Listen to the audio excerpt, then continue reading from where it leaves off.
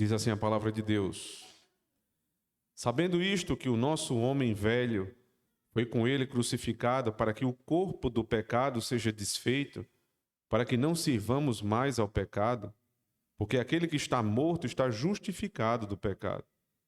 Ora, se já morremos com Cristo, cremos também que com ele viveremos, sabendo que, tendo sido Cristo ressuscitado dentre os mortos, já não morre a morte não mais tem domínio sobre ele.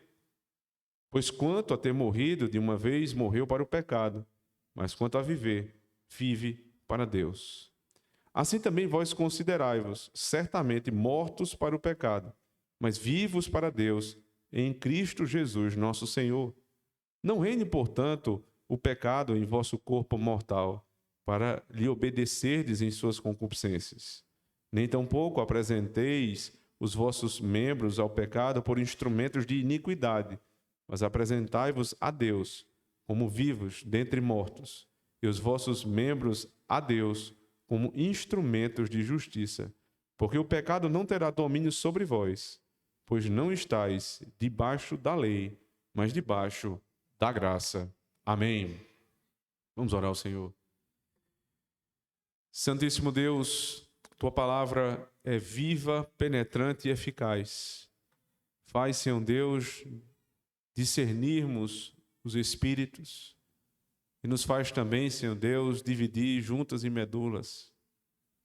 Nos faz, Senhor Deus, ver a precisão da doutrina para a aplicação dela na nossa vida. Ó Deus, que o teu Espírito faça isso hoje à noite. Nos faça, Senhor Deus, sermos sábios e precisos na condução da tua palavra. Que o Senhor me use poderosamente para isto, Senhor Deus. E abra o entendimento e os corações dos teus filhos e daqueles que também não te conhecem, para que, sendo eleitos teus, possam conhecer Cristo esta noite e, não sendo, Senhor Deus, glorifiquem o nome do Senhor pela sua preterição. Mas que em tudo o nome do Senhor seja exaltado no nosso meio. Cristo glorificado. E nós, Senhor Deus, aprendamos a te servir. É assim que nós te pedimos, no nome dele. Amém. Quando se multiplicam os milhões e milhões de crentes denominacionais ou denominados assim no Brasil, devem se multiplicar também as nossas dúvidas a respeito desse pretenso crescimento da religião cristã em nosso país. Eu digo que nós devemos duvidar porque todas as vezes que um grande crescimento se deu da religião de Cristo no mundo, ele veio acompanhado por frutos. A sociedade mudava à medida que a igreja crescia. Se nós nos lembrarmos, por exemplo, dos rincões do mundo onde o Senhor usou os reformadores, especialmente ali na Alemanha, na França, posteriormente, né, na Inglaterra, na Holanda, tantos países que Deus foi usando homens, e esses homens pregavam o evangelho, e à medida que eles pregavam o evangelho, a sociedade mudava. À medida que eles exerciam a pregação do evangelho do nosso Senhor Jesus Cristo, mudava tudo. E aí, quando olhamos para o Brasil, a gente vê que os números do IBGE são cada vez maiores, mas os números dos frutos dos que se dizem filhos de Deus não são vistos. E assim como até pouco tempo a gente chamava, né, até de maneira pejorativa, os católicos romanos de católicos não praticantes, eles até se denominam assim muitas vezes. Nós agora temos a nova categoria dos evangélicos não praticantes, daqueles que professam com a boca, mas não creem no coração, que dizem que creem, mas não vivem o que creem, que não participam das coisas da igreja, que não vivem em comunidade, que não buscam uma vida de piedade e mesmo assim continuam dizendo que são crentes. Nos últimos dias eu tive algumas conversas muito interessantes, né? Alguém disse que estava muito preocupado com a educação dos filhos, com o cuidado com os filhos, com a vida espiritual dos filhos, com a condução dos filhos na palavra. E aí, imediatamente, eu fiquei curioso, né, de saber qual era a igreja que estava ensinando tão bem assim o cuidado com a educação dos filhos. Ele disse, não, eu não vou para a igreja já faz alguns anos, tive algumas decepções, mas eu continuo em comunhão com o Senhor. Eu estou muito bem com Cristo. E aí vai ficando cada vez mais difícil a gente conseguir discernir o que é e o que não é. E se há uma coisa problemática na vida de um ser humano, é não conseguir chamar as coisas como elas de fato são. Não descrever a realidade. E aí, alguns vão se levantar dizendo que não é da nossa conta fazer esse tipo de juízo, se as pessoas são ou não são crentes. Se isso for verdade, nós estamos num emaranhado de problemas. Não é só mais um problema de um falso crescimento, que é um problema externo e que está longe de mim, mas é um problema que passa a me tocar. Porque a Escritura me ensina que, à medida que eu reconheço alguém como cristão, eu devo ter um certo tipo de relacionamento com ele que eu não teria com outras pessoas. Eu vou me abrir um pouco mais pela identificação na fé que nós temos. Então, como é que eu posso fazer isso se eu não consigo discernir quem de fato é crente daquele que não é? Como é que haverá o exercício do presbiterato na Igreja de Cristo, abrindo as chaves dos céus para aqueles que são penitentes e fechando para os impenitentes, se eles, presbíteros, não podem fazer esse tipo de juízo? Se nós estamos proibidos de fazer qualquer tipo de juízo, irmãos, a respeito da fé alheia, ainda que nós devêssemos sempre estar mais preocupados com a nossa, mas é inevitável algum tipo de preocupação com a do outro, porque eu vou me relacionar com o outro à medida que ele tenha ou não fé. Se isso é impossível, nós chegamos a um ponto de confusão na fé, onde eu já não sei mais e nem posso cogitar entender o que é o verdadeiro cristão. Mas se nós lembrarmos do que diz a palavra de Deus, ela nos exorta muitas vezes a como reconhecer o cristão. Nas palavras do próprio Cristo, ele disse, pelos frutos conhecerei as árvores. Então, pelo menos há uma evidência clara, que são os frutos.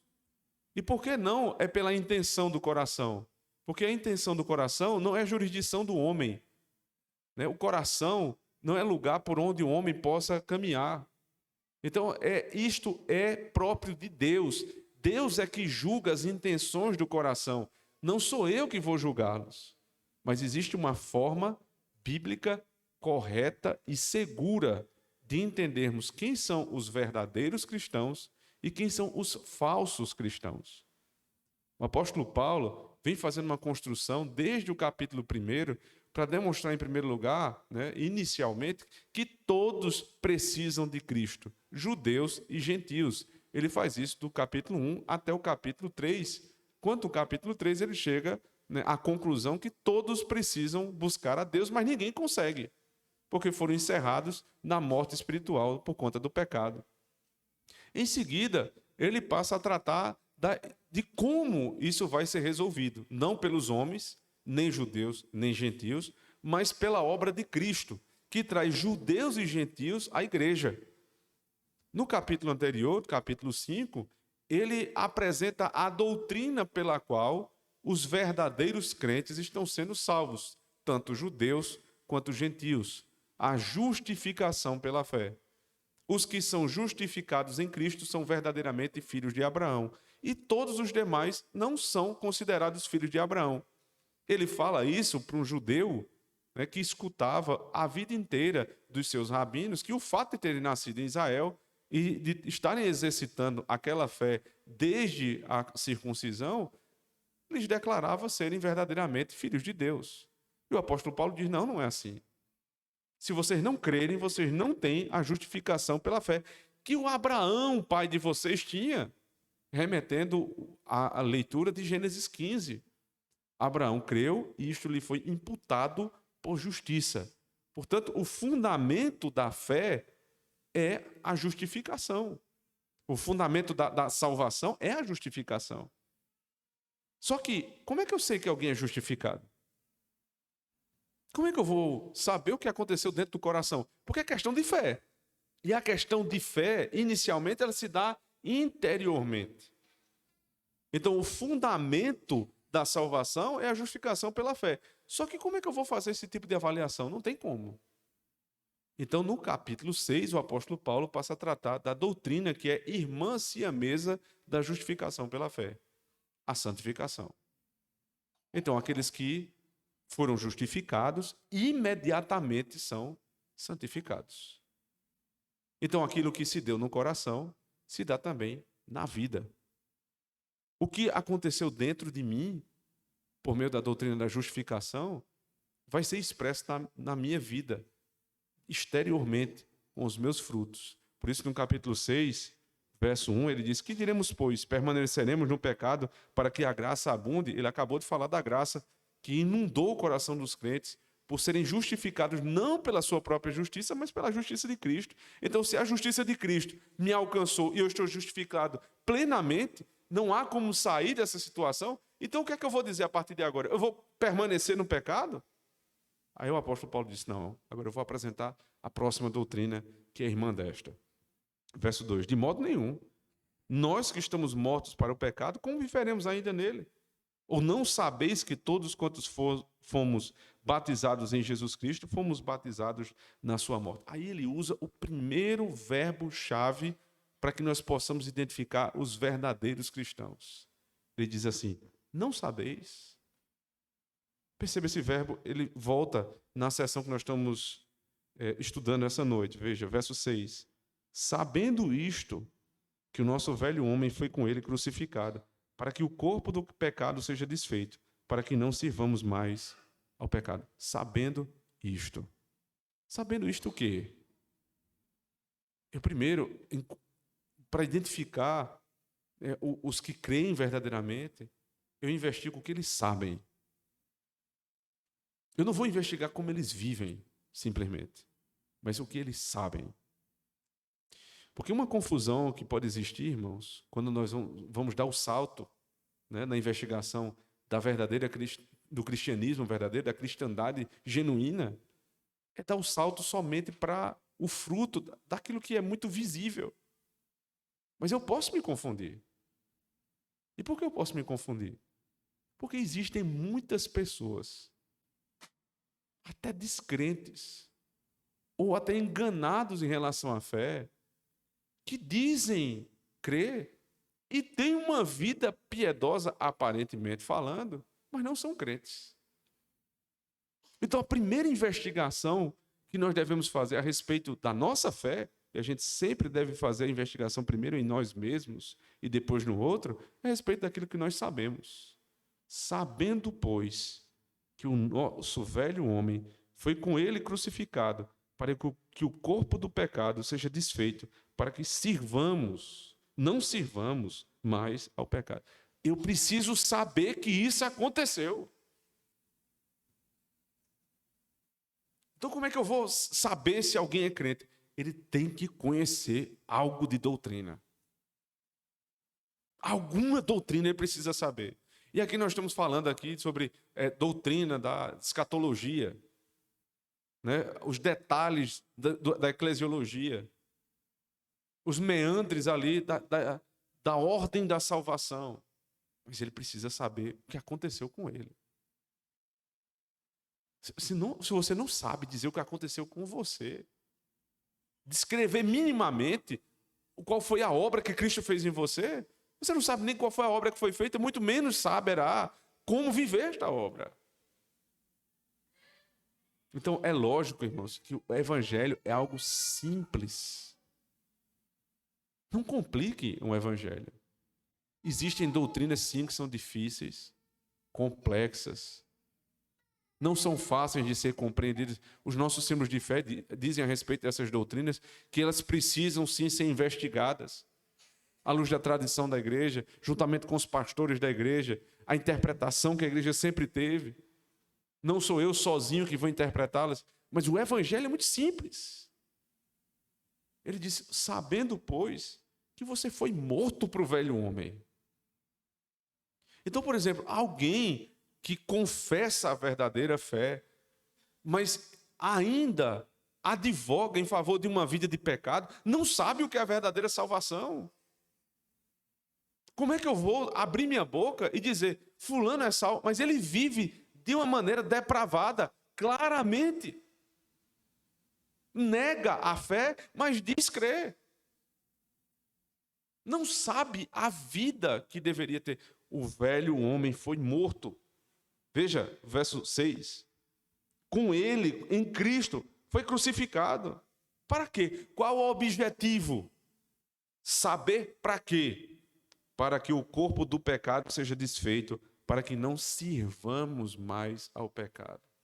Aí vem a evidência do que eu creio. Eu creio, eu sei que eu morri com Cristo. Ele já havia dito isso, veja, no verso 3, usando a figura do batismo. Ou não sabeis que todos quantos fomos batizados em Jesus Cristo, fomos batizados na sua morte. O batismo do sacramento, e o que isto significa? Morrer para Cristo e viver nele.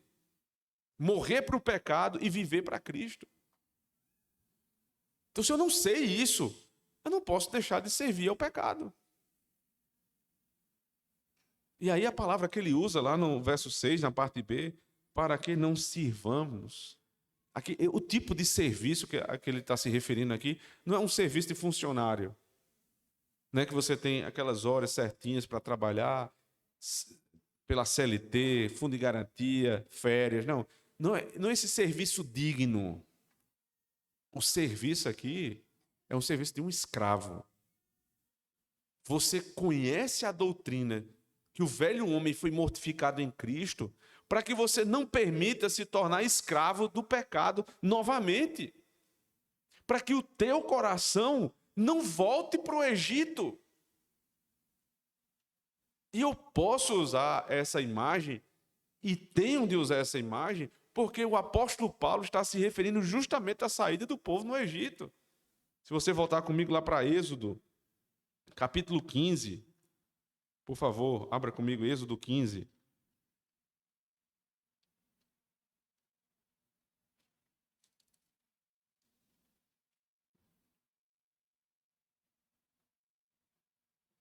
O povo já saiu do Egito, o povo viu grandes sinais e maravilhas, mas em um determinado momento, o povo começa a murmurar. Veja, verso 22. Êxodo 15, 22. Depois fez Moisés partir os israelitas do Mar Vermelho e saíram ao deserto de Sul e andaram 3 dias no deserto e não acharam água. Então chegaram a Mara, mas não puderam beber das águas de Mara, porque eram amargas, por isso chamou-se o lugar Mara. E o povo murmurou contra Moisés, dizendo: que havemos de beber? E ele clamou ao Senhor, e o Senhor lhes mostrou uma árvore, que lançou nas águas, e as águas se tornaram doces. Ali lhes deu estatutos e uma ordenança, e ali os provou. E disse: se ouvires atento a voz do Senhor teu Deus, e fizeres o que é reto diante dos teus olhos, e inclinares os teus ouvidos aos seus mandamentos, e guardares todos os seus estatutos, nenhuma das enfermidades porei sobre ti, que pus sobre o Egito, porque eu sou o Senhor que te sara. Então vieram a Elim, ali havia 12 fontes de água, e 70 palmeiras, e ali se acamparam junto das águas. Quando o texto diz assim, depois fez Moisés, no verso 22, depois de quê? Olha, o início do capítulo 15, é o cântico de Moisés. Eles acabaram de ver o mar se abrindo. Passaram a pé enxuto. E quando tocaram do outro lado, sabe o que aconteceu? Depois de cantar ao Senhor, agradecendo pelo que Deus fez até ali, eles disseram, não tem água. Lá no Egito tinha água, aqui não tem água. Deus nos trouxe para cá para nos matar. Então o coração deles começou a desejar mais o Egito do que a Cristo. Eles passaram a se esquecer da doutrina, do que Deus tinha feito. Não sabeis mais o que Deus fez? Eu disse, eu acabei de tirar vocês de lá. Se vocês forem retos diante de mim, se vocês crerem em mim, eu não só darei estatutos e juízos, mas eu tirarei a enfermidade de vosso coração. Mas não sejam incrédulos. Lembrem do que eu fiz. A doutrina é para que nós possamos nos lembrar, irmãos. A doutrina, que muitos dizem matar a igreja, é o fundamento para que nós possamos crer na promessa. A doutrina aqui que está sendo dada é a doutrina da libertação. Eu acabei de libertar vocês, eu não vou dar água. Mas quando o coração do homem começa a ser murmurador, qualquer motivo é motivo para querer voltar a servir a Satanás, voltar ao pecado, ao Egito. O que é que acontece no capítulo posterior, capítulo 16, versos 1 a 3? E partindo de Elim, toda a congregação dos filhos de Israel veio ao deserto de Sim, que está entre Elim e Sinai, aos 15 dias do mês segundo, depois de sua saída da terra do Egito. E toda a congregação dos filhos de Israel murmurou contra Moisés e contra Arão no deserto. E os filhos de Israel disseram-lhes: quem dera tivéssemos morrido por mão do Senhor na terra do Egito, quando estávamos sentados junto às panelas de carne, quando comíamos pão até fartar. Porque nos tendes trazido a este deserto para matardes de fome toda esta multidão? Sabe quantos dias depois de saírem do Egito? 15 dias depois eles estavam murmurando. Acabaram de murmurar por conta de água. Não tem água. O Senhor vai nos deixar morrer aqui. Aí agora é o quê? Não tem o quê? Agora não tem o que comer. O Senhor vai nos matar de fome. Eita, como era bom quando a gente morava lá no Egito. Era carne à vontade, era rodízio de carne. Alguém acredita nisso? Por algum motivo, em algum momento da tua vida, ao ler esse texto, você acreditou que eles tinham lá um rodízio de carnes. Era carne a fartar. Meus irmãos, eles eram escravos. O faraó não vai dar carne a fartar a escravo. Quem dá carne a fartar? Os seus funcionários. É caro carne. Às vezes a gente quer dar de boa vontade, mas a gente não consegue dar tanto quanto queria. Porque é caro. Imagina um escravo. São ilusões que o pecado nos faz ter. Lembrando da época que nós não éramos crentes. Era bom demais. Tanta coisa boa que eu vivi ali. Mentira do teu coração. É mentira do teu coração. Sabei, pois, o que Cristo fez, para que vocês não sirvam mais ao pecado. E o pecado que ainda não foi apresentado, mas está ali. Eles começam primeiro a pensar no coração de voltar para o Egito, e isso já não eles não conseguem mais segurar. Sai pela boca. Talvez você não tenha coragem de dizer com a tua boca, mas pode estar no teu coração. Como era bom viver lá. Não é assim. Não pode ser assim. Estevão, lá em Atos 7, durante o seu discurso, abra comigo, por favor, Atos capítulo 7. Versos 34 a 39. Narrando toda a história de Israel. A partir do verso 34, ele diz assim: tenho visto atentamente a aflição do meu povo que está no Egito, e ouvi os seus gemidos, e desci a livrá-los. Agora, pois, vem e enviar-te-ei ao Egito, a este Moisés, ao qual haviam negado, dizendo: quem te constituiu príncipe e juiz? A este enviou Deus como príncipe e libertador pela mão do anjo que lhe aparecera na sarça. Foi este que os conduziu para fora, fazendo prodígios e sinais na terra do Egito, no Mar Vermelho e no deserto por 40 anos. Este é aquele Moisés que disse aos filhos de Israel: o Senhor vosso Deus vos levantará dentre vossos irmãos um profeta como eu, a ele ouvireis. Este é o que esteve entre a congregação no deserto, com o anjo que lhe falava no monte Sinai, e com nossos pais, o qual recebeu as palavras de vida para nulas dar, ao qual nossos pais não quiseram obedecer, antes o rejeitaram. Veja agora, e em seu coração tornaram ao Egito. Eles viram tudo o que estava acontecendo, todo o desenrolar da salvação.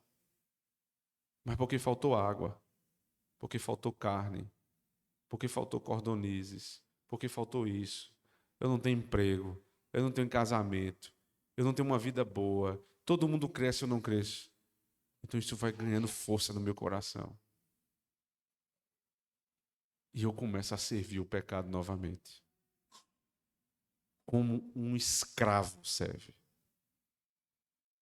Se passou pela tua cabeça algum dia achar que a vida lá fora, fora da igreja de Cristo, é uma vida mais confortável, mais alegre, mais livre.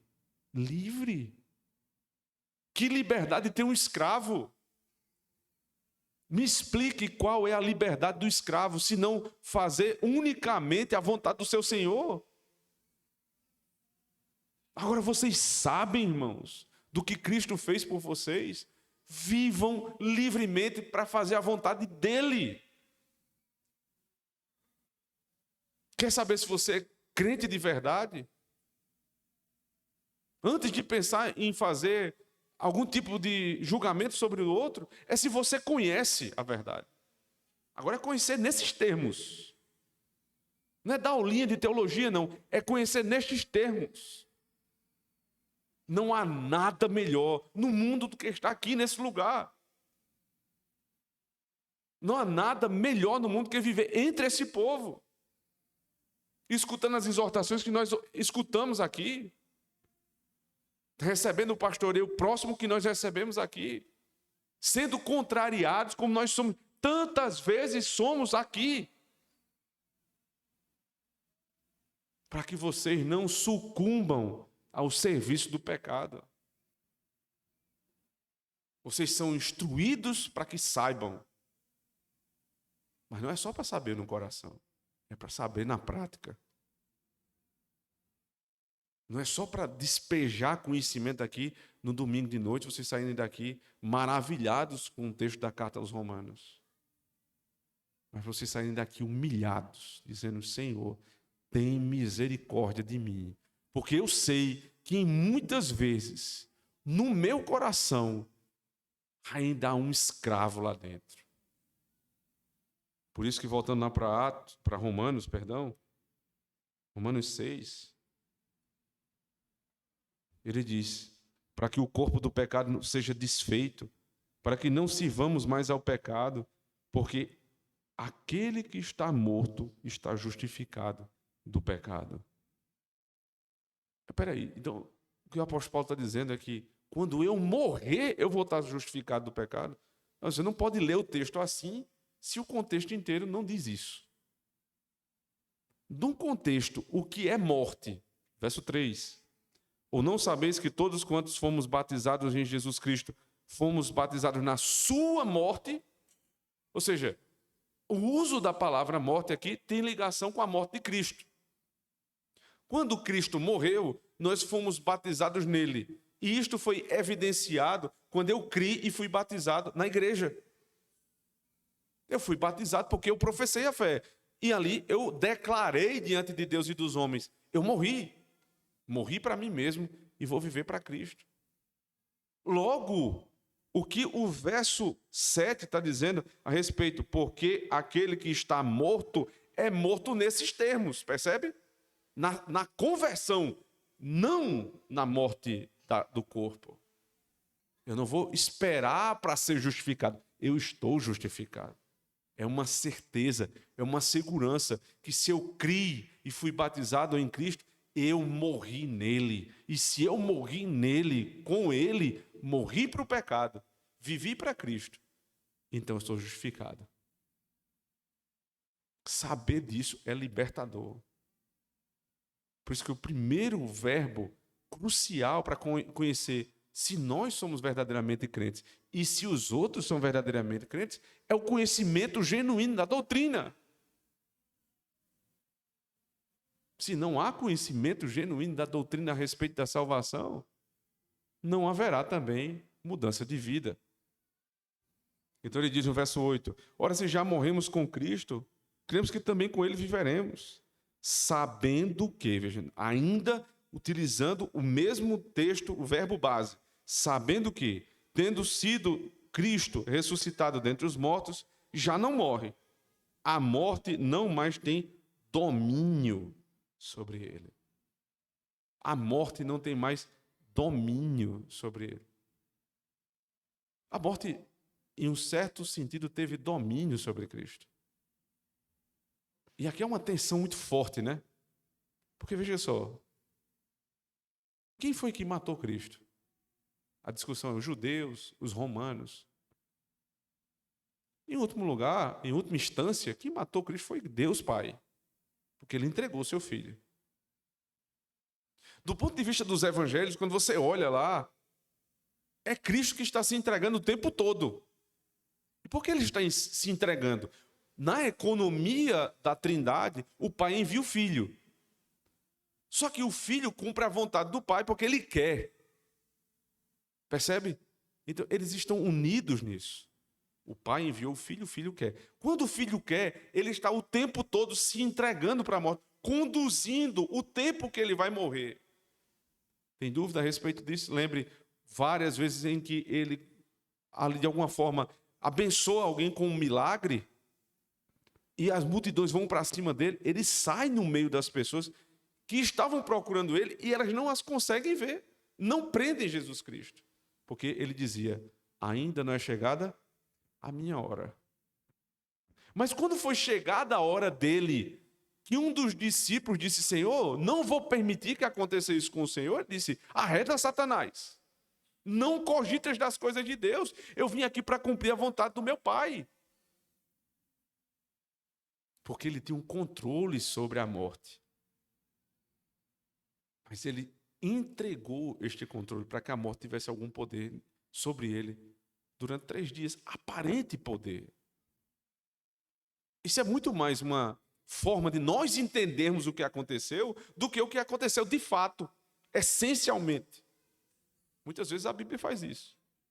Ela faz com que eu possa, para que eu possa entender, ela me descreve uma coisa como eu posso entender, de acordo com as minhas limitações, mas o que aconteceu essencialmente não é daquela forma. Ordem da salvação, por exemplo. Primeiro eu fui chamado, depois eu criei, eu fui convertido. Isso é uma forma de você estruturar, sistematizar a forma como nós fomos salvos. Mas isso aconteceu tudo uma vez só. No dia que eu fui chamado, eu já fui glorificado. Mas é estruturado de uma forma, lá em Romanos 8, para que eu possa entender. Percebe? Então, quando ele diz aqui, voltando para o texto do verso 9, sabendo que tendo sido Cristo ressuscitado dentre os mortos, já não morre, a morte não tem mais domínio sobre ele. Porque ele só morreu uma vez. Ele só se entregou uma vez. Ele só deu o domínio da morte uma vez. Nunca mais. Isto é saber, doutrina. Cristo não morrerá novamente. Ele só morreu uma vez. Só ressuscitou uma vez. E virá novamente. Saber disto, irmãos, por um lado é um conforto, porque se só foi uma vez, é sinal que foi perfeito. Todas as coisas imperfeitas precisam ser repetidas. As perfeitas só se fazem uma vez. Mas isso também é desesperador. Porque se ele não vai precisar fazer novamente, é porque o Pai aceitou a obra dele. E se aceitou a obra dele, quem não está nele, lembra do capítulo 5? Quem não está nele está em Adão, o primeiro Adão. Perdido. Saber disso é confortador, mas pode ser também desesperador. Mas se não souber, vai viver a vida alienado. A primeira forma de reconhecer o verdadeiro cristianismo é o conhecimento. Não é um conhecimento profundo, não é um conhecimento, né, meramente teológico do ponto de vista acadêmico, mas o conhecimento relacional. Eu conheço a doutrina da salvação e eu me relaciono com essa doutrina para mortificar o pecado. Na segunda parte ele diz, verso 10, pois quanto a ter morrido de uma vez, morreu para o pecado, mas quanto a viver, vive para Deus. Assim também vós considerai-vos certamente mortos para o pecado, mas vivos para Deus, em Cristo Jesus nosso Senhor. Não reine, portanto, o pecado em vosso corpo mortal, para lhe obedecerdes em suas concupiscências. Então, vocês conheceram a doutrina? Sabem? Primeiro verbo, saber. O segundo verbo está aqui no verso 11. Assim também vós considerai-vos. Considerem agora o que vocês precisam fazer. Aprenderam? Considerem. Sai da teoria para a prática imediatamente. São duas coisas que andam juntas. Considerável o quê? Se vocês morreram, vocês acabaram de dizer que creem na doutrina da morte com Cristo e que vocês vivem com Cristo. Então tem uma coisa que não pode existir mais. Assim como não há domínio da morte sobre Cristo, ele se entregou uma vez, não se entregará mais, assim também não reine sobre vós, porque Cristo morreu e ressuscitou, ou seja, venceu a morte, não pode reinar sobre vocês o pecado em vosso corpo mortal. Vocês disseram que morreram e vivem com Cristo. Como é que agora vocês estão recebendo o reino de Satanás novamente sobre o vosso corpo?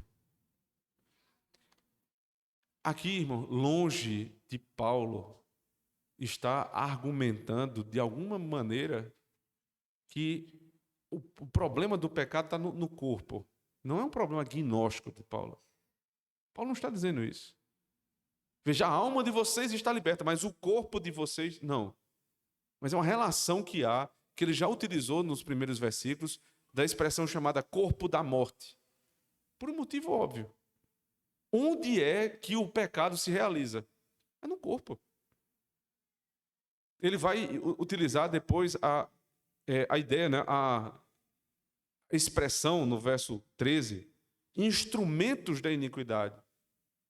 Depois a gente vai entender exatamente em que sentido ele usa isso, mas não tenho dúvidas. Os instrumentos da iniquidade são os membros do nosso corpo. Porque o pecado se dá no corpo, não é fora do corpo.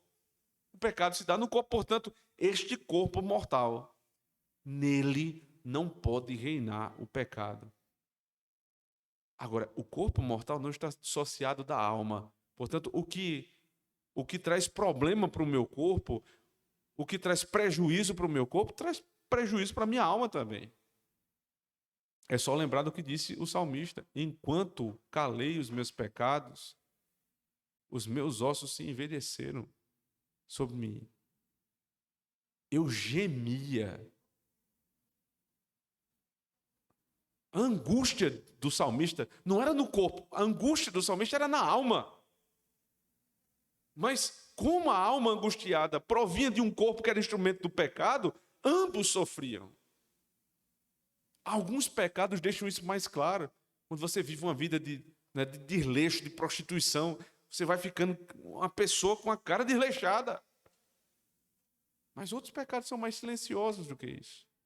E você está muito bonitinho, muito arrumado, muito cheiroso, mas o pecado reina sobre você. Não reine, portanto, o pecado em vosso corpo mortal. Isso não quer dizer que vocês não vão pecar, irmãos, porque o apóstolo Paulo vai passar por uma atenção no capítulo posterior. Por favor, abra comigo, capítulo 7.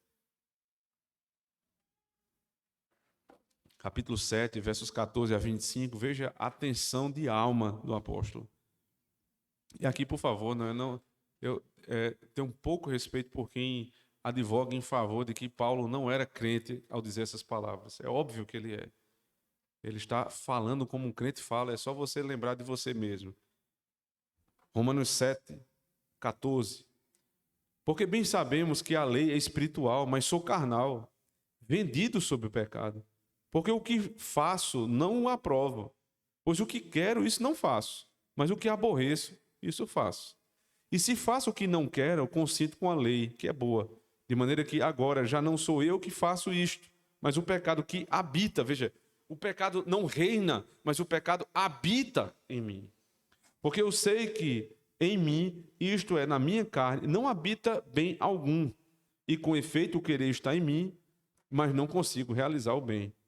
Porque não faço o bem que quero, mas o mal que não quero, esse faço. Ora, se eu faço o que não quero, já não faço eu, mas o pecado que habita em mim. Acho então esta lei em mim, que quando quero fazer o bem, o mal está comigo. Porque, segundo um homem interior, tenho prazer na lei de Deus, mas vejo nos meus membros outra lei, que batalha contra a lei do meu entendimento, e me prende debaixo da lei do pecado que está sobre os meus membros. Miserável homem que sou, quem me livrará do corpo desta morte? Amém. Quem não diria amém para o apóstolo Paulo? Quem de nós teria coragem de não dizer amém para o que ele acabou de falar? Nós conhecemos a doutrina, nós conhecemos a justificação pela fé, nós sabemos que há uma necessidade de uma busca por santificação, mas a gente olha, muitas vezes, a gente acaba de declarar isso, e em seguida a gente diz assim: como é que eu acabei de fazer isso? Como é que eu fiz isso agora? O bem que eu quero não consigo, mas o mal que eu não quero, eu faço. Miserável homem que sou. Mas ele não diz: pecado reina em mim.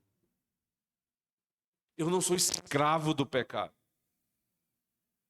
Faraó não é o meu rei. Satanás não é o meu rei. Mas ainda habita dentro de mim um velho homem que teme em se levantar. E toda vez que ele se levanta, eu preciso mortificá-lo. E mortificá-lo. E mortificá-lo. Paulo diz: miserável homem que sou, quem me livrará do corpo desta morte? Quem me fará não usar mais os meus membros, o meu corpo como instrumento de Satanás? Aí ele diz no verso 25: dou graças a Deus por Jesus Cristo nosso Senhor, assim que eu mesmo com entendimento sirvo a lei de Deus, mas com a carne a lei do pecado. Ele não pode dar graças a Deus porque é escravo do pecado. Ele não está dizendo isso. Ele está dizendo: existe uma relação de tensão dentro de mim que só vai se resolver no último dia, quando este corpo do pecado for retirado e um corpo glorificado for me dado. Até lá, nós lutaremos, irmãos, contra este corpo do pecado, contra a inclinação da carne, contra Satanás, contra o mundo. Mas uma coisa é certa: quem está lutando contra estas coisas não tem Satanás como seu rei. Porque os que têm Satanás como seu rei não estão mais nem aí para o que fazem.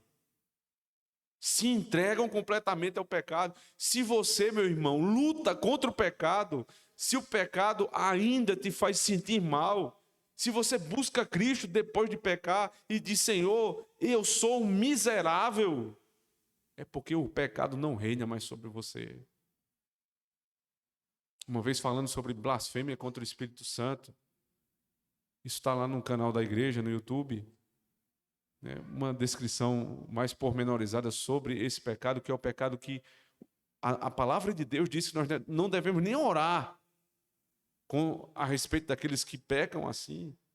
Me lembro muito bem, né, de como nós podemos sondar se caímos ou não no pecado de blasfêmia contra o Espírito Santo. Só tem uma forma. Se você não se preocupa com isso, tenha certeza, você já pecou contra o Espírito Santo. Mas se isso te incomoda, se aquilo te aflige, se é realmente a aflição do teu coração pecar contra o Espírito Santo, é óbvio que isto é obra do Espírito Santo. Como alguém se incomoda em pecar, em entristecer o Espírito e blasfema do Espírito? A blasfêmia contra o Espírito Santo é justamente isto: não se incomodar com a obra do Espírito. Se você, como o apóstolo Paulo, diz: miserável homem que sou, meu irmão, você terá inúmeras misericórdias de Deus e da sua igreja. Quando é que a igreja diz assim, gentil e publicano? Quando é que a igreja declara alguém assim? É porque aquela pessoa deu demonstrações sistemáticas de obstinação no coração. E para esses, entrega a Satanás, para que no último dia sua alma não se perca. Alguém que comete pecados seríssimos, irmãos, isso não incomoda. não pode ser cristão. Ou pelo menos não dá evidências a esse respeito. Então, uma forma tola de lidar com isso é dizer, ele cometeu esse pecado terrível, abominável, ele continua no erro sem se arrepender, mas nós não vamos fazer nada aqui porque eu não posso julgar ninguém. Que tolice é essa? O juízo está claro. Pelos frutos conhecereis as árvores. Se ele não diz miserável homem que sou, ele aprova o que ele está fazendo. E se há algum resquício de misericórdia para com aquela pessoa, é justamente declarar o gentil e publicano. Como disse o apóstolo Paulo, para ver se no final a alma dele é salva. Agora, se nós começarmos a tratar todos, irmãos, todos como se fossem uma coisa só, um homem piedoso, que cuida da casa dele, dos seus filhos, da sua esposa, que é responsável com as coisas de Deus, e dizer isto é o mesmo do que um prostituto, nós não estamos chamando as coisas como elas são. Nós não estamos conhecendo a doutrina. Nós não estamos considerando a necessidade de vida de santificação. É um engodo pensar assim.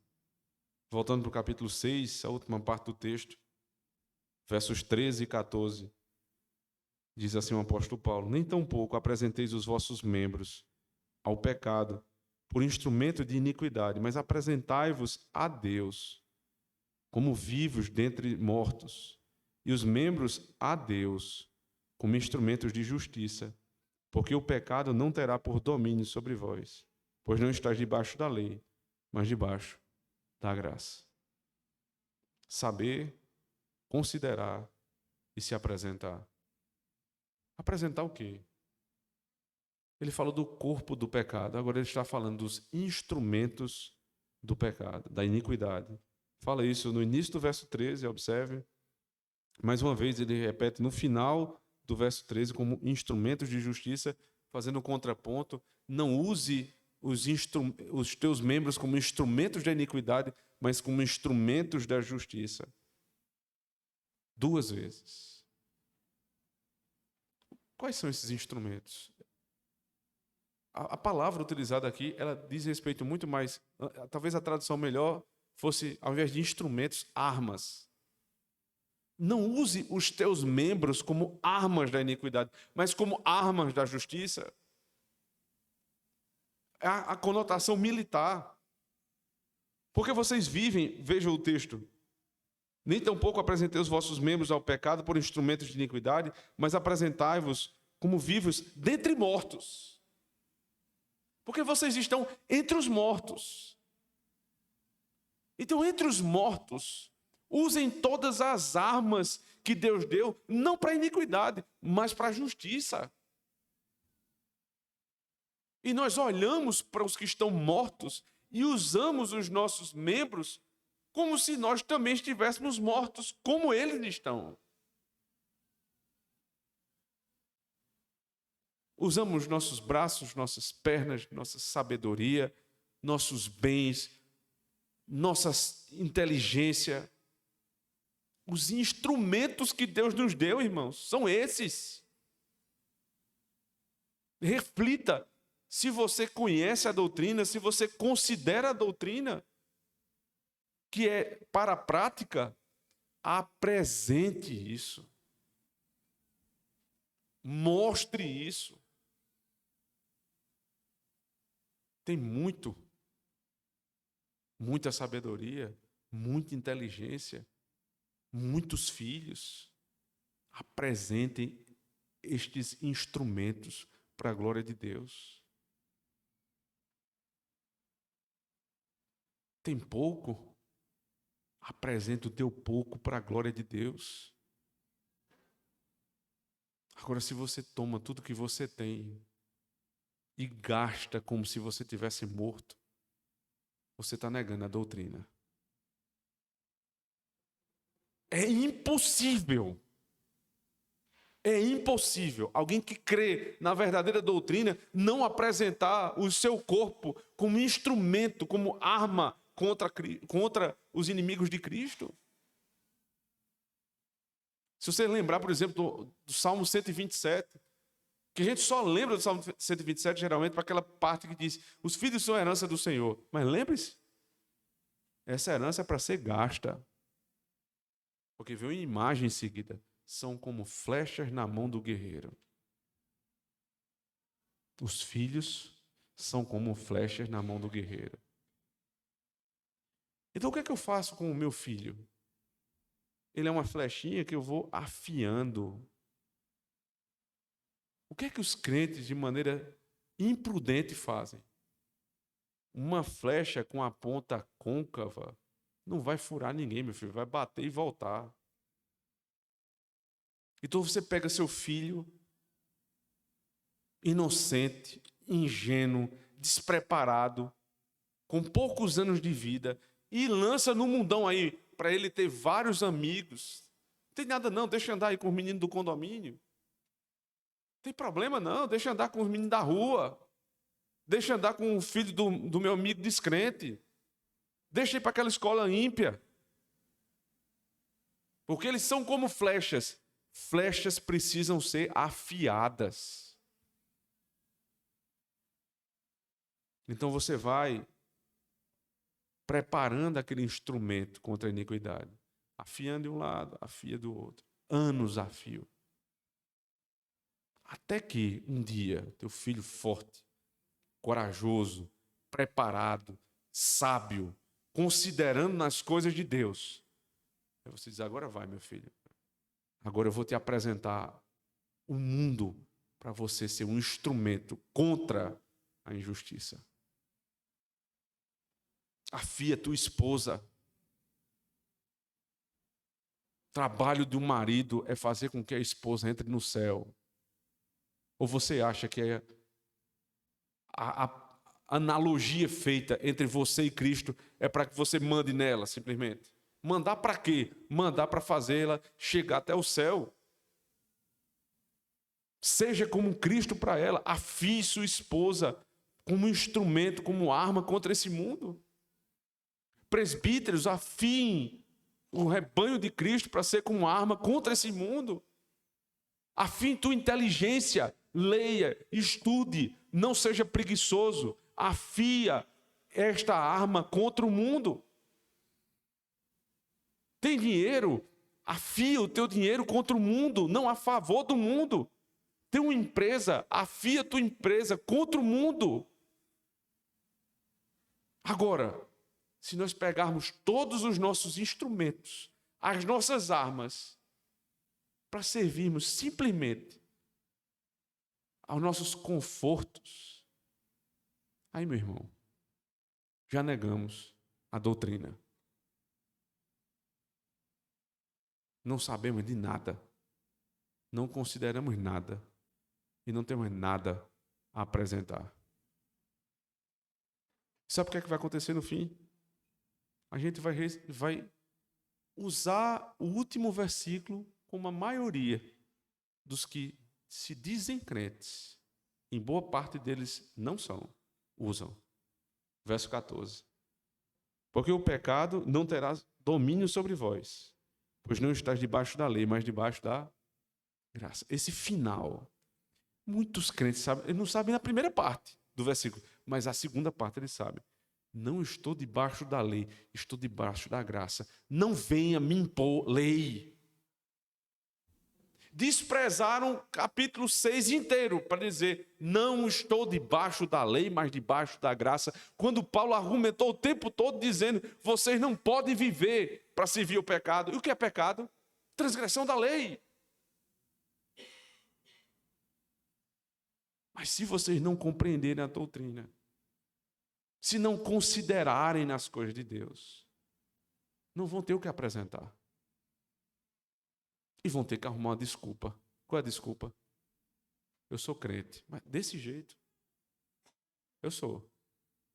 Porque eu não estou debaixo da lei. Eu estou debaixo da graça. Está na Bíblia. Romanos 6, verso 14 Parte B. É teologia de metade de verso. Leia a Escritura. Considere, sabendo a doutrina, considere o que Cristo fez. Só então apresentar-se diante dele com as boas obras. E não sirvam ao pecado, mas a Cristo, com tudo o que vocês têm. Deus os abençoe. Amém.